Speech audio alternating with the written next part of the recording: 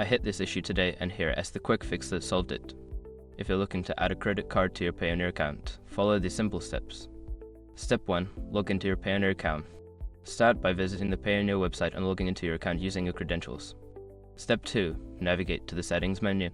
Once logged in, go to the Settings menu, usually found in the top right corner of the dashboard. Step 3. Select Payment Methods. In the Settings menu, find and click on the Payment Methods option to manage your payment options. Step 4. Add a new credit card. Click on the Add a Credit Card button and fill in the required details, including card number, expiration date, and CVV. Note: make sure the billing address matches what your bank has on file to avoid errors. Step 5. Confirm and save changes. After entering your card details, review them for accuracy and click the Save button to finalize the addition of your credit card. That's it. You've successfully added a credit card to your Payoneer account. If you run into any issues, double check your card details and billing address.